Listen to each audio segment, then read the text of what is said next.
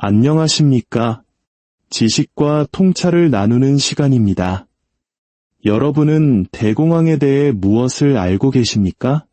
아마도 1929년 뉴욕 증시의 붕괴, 길게 늘어선 실업자들의 행렬, 그리고 굶주림과 절망의 시대로 기억하실 겁니다. 학교에서도 그렇게 가르칩니다. 하지만 만약 그것이 이야기의 전부가 아니라면 어떨까요? 만약 대공황이 단순한 시장의 실패가 아니라 돈 그 자체의 통제권을 둘러싼 거대한 전쟁이었다면 말입니다. 총과 군인이 아닌 금리, 환율, 그리고 인쇄기로 싸움 보이지 않는 전쟁.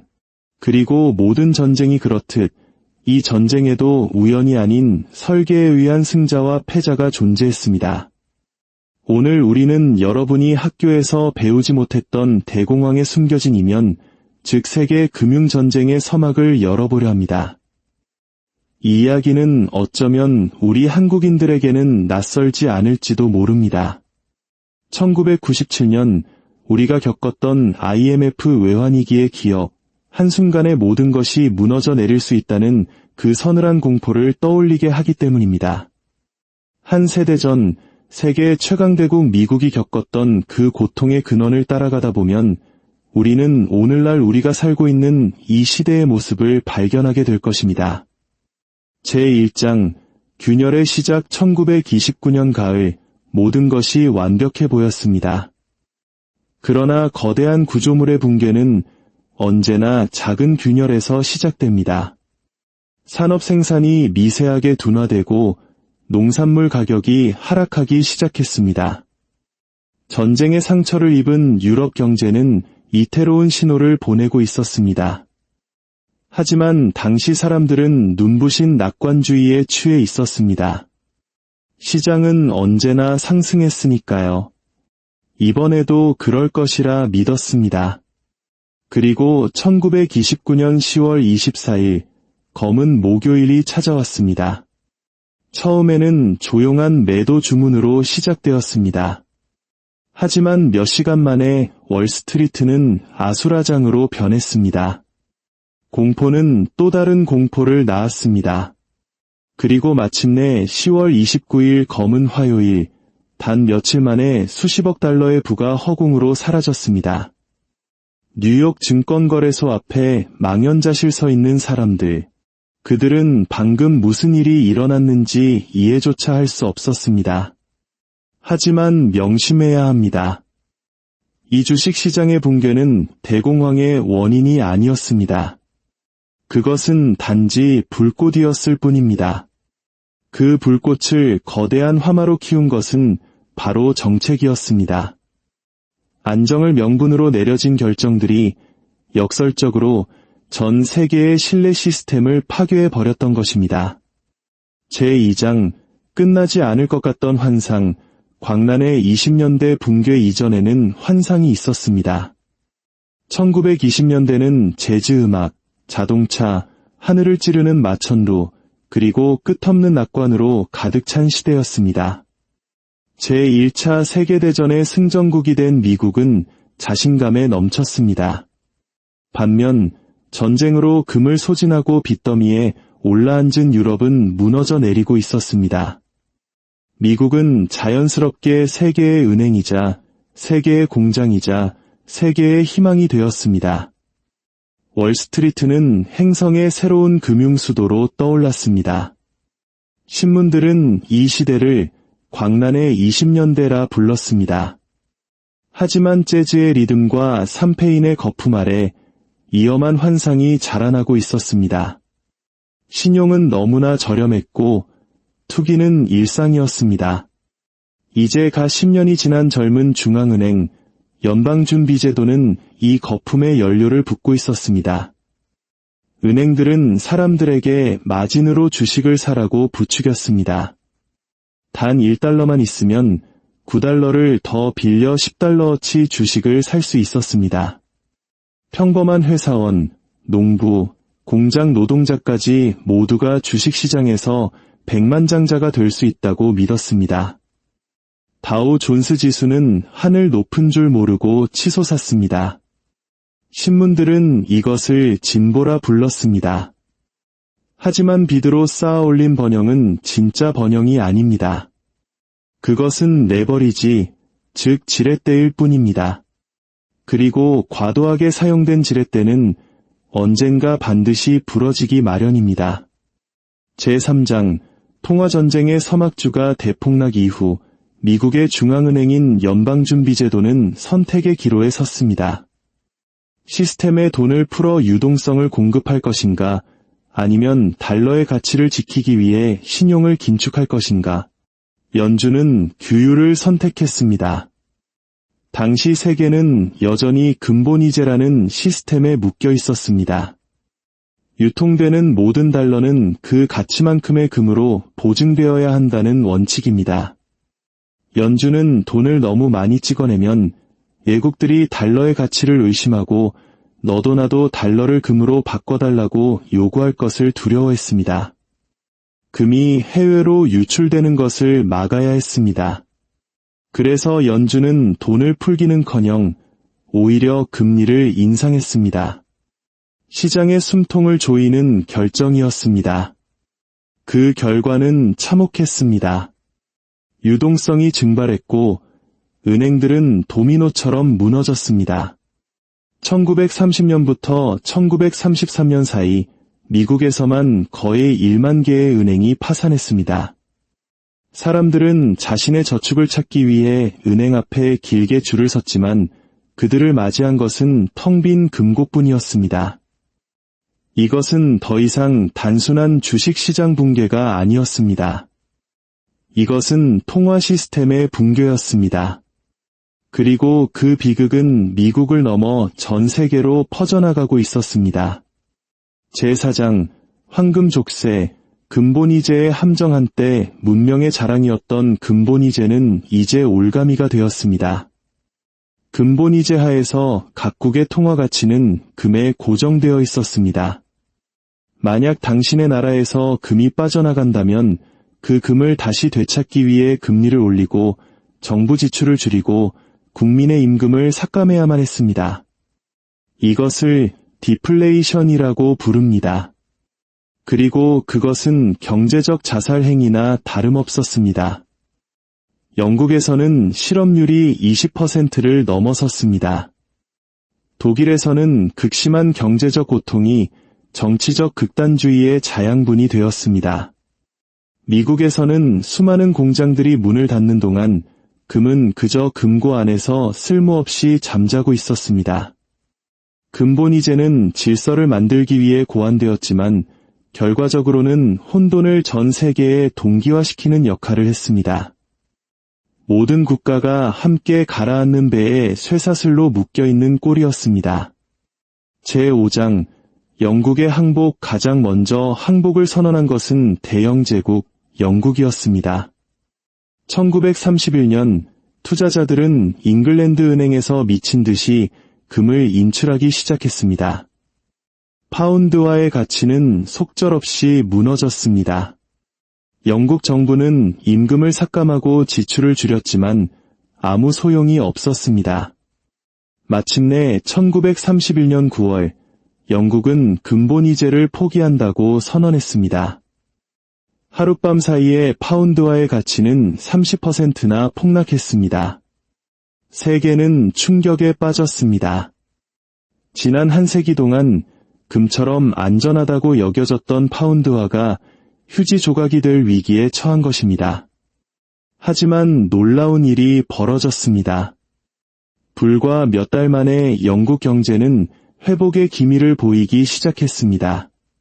통화 가치가 떨어지자 수출품의 가격 경쟁력이 생겼고 신용 경색이 풀렸으며 생산이 다시 활기를 띠었습니다. 근본이제라는 족쇄를 끊어버리는 것이 생존의 길이라는 교훈은 명확했습니다. 하지만 다른 나라들은 그 교훈을 배우기를 두려워했습니다. 제6장, 미국의 버티기. 대서양 건너편 미국은 근본이제를 거의 종교처럼 숭배했습니다. 허버트 후버 대통령은 건전한 화폐는 도덕적 의무라고 선언했습니다. 그 결과는 재앙이었습니다. 극심한 디플레이션이 국가를 집어삼켰습니다. 물가는 3분의 1 토막이 났습니다. 농부들은 운송비를 감당할 수 없어 우유를 길바닥에 쏟아부었습니다. 수백만 명이 일자리를 잃었고 모든 도시에는 빵을 배급받기 위한 줄이 끝없이 이어졌습니다. 달러의 가치는 굳건했지만 사람들은 굶주리고 있었습니다. 제7장 루스벨트의 혁명 1933년 프랭클린 델라노 루스벨트가 대통령으로 취임했습니다. 그의 첫 번째 조치는 일자리에 관한 것이 아니었습니다. 바로 돈에 관한 것이었습니다. 그는 전국적인 은행 휴무령을 선포하여 금융 시스템 전체를 동결시켰습니다. 그리고 행정명령 6102호, 즉 사유금 몰수령이 내려졌습니다. 미국 시민들은 자신이 보유한 모든 금화와 금괴를 정부에 반납하라는 명령을 받았습니다. 정부는 온스당 20달러 67센트를 지불했습니다. 몇 달 후 정부는 금의 공식 가격을 온스당 35달러로 재평가했습니다. 하룻밤 사이에 달러의 가치는 40%나 폭락했습니다. 이것은 미국 역사상 가장 거대한 부의 이전이었습니다. 회복이라는 이름 아래 시민들의 부가 국가로 강제 이전된 것입니다. 인플레이션이라는 보이지 않는 세금이 다시 돌아왔습니다. 제8장 세계환율 전쟁. 미국이 달러 가치를 떨어뜨리자 다른 나라들도 뒤따를 수밖에 없었습니다. 1930년대는 전 세계적인 환율 전쟁의 시대가 되었습니다. 각국은 살아남기 위해 경쟁적으로 자국 화폐의 가치를 떨어뜨렸습니다. 달러가 떨어지면 프랑이, 리라가, 그리고 엔화가 뒤따라 폭락했습니다. 보호무역주의가 고개를 들었고 관세 장벽이 높아졌으며 세계 무역은 붕괴했습니다. 경제학자들은 이를 경쟁적 평가절하라는 점잖은 용어로 부르지만 이것은 명백한 경제 전쟁이었습니다. 모든 나라가 자국의 고통을 이웃 나라에 수출하려 했습니다. 그 결과 세계는 파운드 블록, 달러 블록, 엔 블록 등 서로 적대적인 통화 블록으로 분열되었습니다. 세계화는 거꾸로 흐르기 시작했습니다. 그 피해는 단지 금융적인 것에 그치지 않았습니다. 그것은 정치의 지형마저 바꾸어 놓았습니다. 제9장 정치적 파장 경제 붕괴는 극단주의를 낳습니다. 독일에서는 600만 명이 실업자 신세였습니다. 10년 전 인플레이션으로 한 번, 그리고 이제 디플레이션으로 또 한 번 모든 것을 잃은 중산층은 복수와 부흥을 약속하는 한 남자에게 열광했습니다. 그의 이름은 아돌프 히틀러였습니다. 일본에서는 군국주의자들이 권력을 잡고 정복만이 유일한 생존의 길이라고 주장했습니다. 이탈리아의 무솔리니는 국가 통제를 미화했습니다. 미국에서는 루스벨트가 이전의 어떤 대통령보다 강력한 연방 권력을 구축했습니다. 소련의 스탈린은 이 혼란을 이용하여 철권 통치를 더욱 강화했습니다. 이념은 달랐지만 근본 원인은 같았습니다. 바로 통화 시스템의 실패였습니다. 대공황은 단순한 경제 붕괴가 아니라 전 지구적인 권력의 재편 과정이었습니다.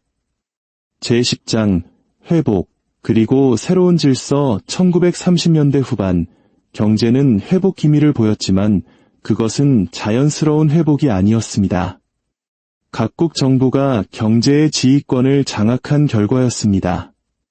미국에서 루스벨트의 뉴딜 정책은 사회 기반 시설을 건설하고 일자리를 창출하고 희망을 주었지만 동시에 경제에 대한 국가 통제를 제도화했습니다. 그리고 1939년 경제 회복의 엔진은 전쟁 준비로 대체되었습니다. 제2차 세계대전이 끝났을 때 세계의 통화 지도는 알아볼 수 없을 정도로 변해 있었습니다. 세계의 금은 대부분 미국의 포트녹스 금고에 쌓여 있었고 달러가 세계를 지배했습니다. 1944년 각국 대표들은 브레튼 우즈에 모여 새로운 시스템을 구축했습니다. 모든 통화는 달러에 고정되고 달러만이 금에 고정되는 체제였습니다. 미국은 명실상부한 세계의 은행가가 되었습니다. 대공황은 영국 파운드화가 지배하던 낡은 제국을 무너뜨리고 미국 달러가 지배하는 새로운 신용제국의 대관식을 치러준 셈입니다. 제11장 우리가 놓치고 있는 진실 대부분의 사람들은 대공황을 경제적 비극으로만 기억합니다. 물론 비극이었습니다. 하지만 그것은 동시에 거대한 권력의 이전 과정이었습니다. 근본 이제는 경제적으로 실패했기 때문에 사라진 것이 아닙니다.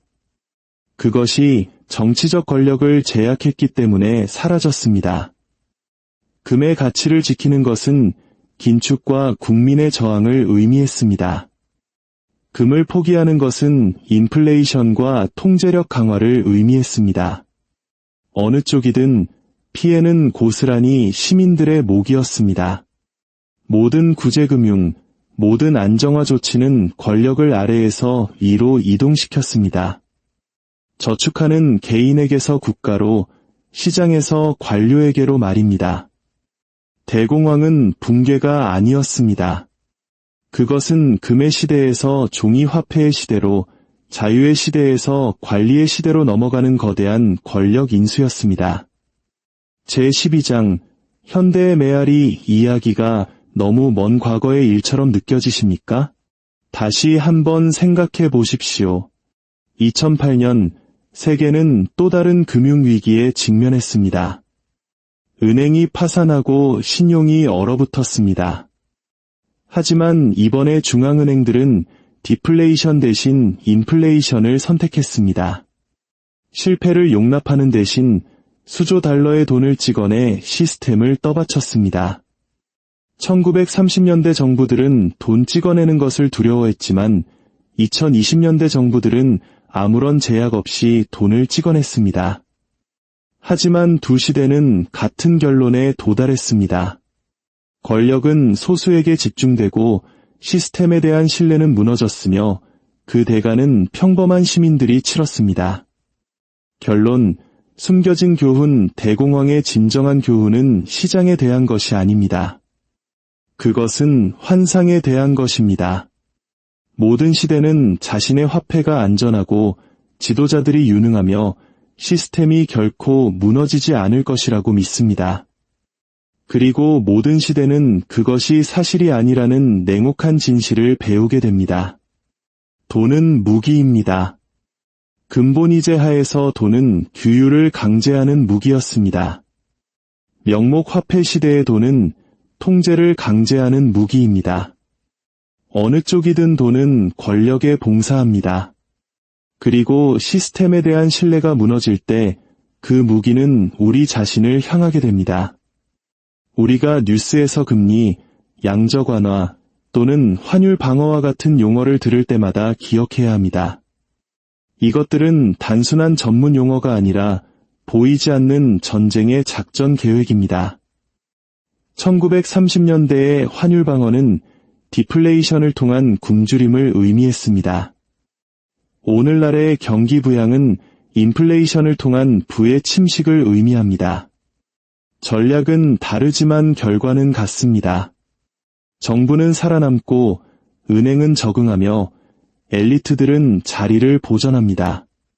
그리고 평범한 사람들은 그 비용을 지불합니다. 대공황은 자본주의의 종말이 아니었습니다. 그것은 자본주의의 변태였습니다. 금이라는 실물에 기반한 시스템에서 약속에 기반한 시스템으로의 전환이었습니다. 역사는 반복되지 않습니다. 다만 운율을 맞출 뿐입니다. 부채가 산더미처럼 쌓이고 투기가 만연하며 중앙은행이 방화범인 동시에 소방수가 될 때 역사의 패턴은 되풀이됩니다. 대공황은 단지 과거의 사건이 아닙니다. 그것은 지금도 우리가 따르고 있는 하나의 설명서입니다. 다음에 또 다른 시장 붕괴 소식을 듣게 된다면 숫자나 그래프를 보지 마십시오. 그 이면에 숨겨진 더 깊은 전쟁을 보십시오. 중앙은행의 금고와 정부의 부채 관리실, 그리고 돈의 규칙이 새로 쓰이는 조용한 복도에서 벌어지는 전쟁을 말입니다. 진정한 전투는 더 이상 총알로 싸우지 않습니다. 금리와 환율, 그리고 인쇄기로 싸웁니다. 대공황은 최초의 세계 금융 전쟁이었습니다. 그리고 그 이후의 모든 위기는 바로 그 전쟁의 또 다른 전투일 뿐입니다. 신뢰와 통제, 그리고 당신이 소유한 모든 것의 가치를 둘러싼 전쟁 말입니다. 오늘 이야기가 세상을 보는 새로운 관점을 제시했다면 저희 채널의 구독과 공유를 통해 더 많은 분들과 이 통찰을 나눠주시길 바랍니다. 미래의 해답은 종종 과거에 잊혀진 이야기 속에 숨어 있기 때문입니다.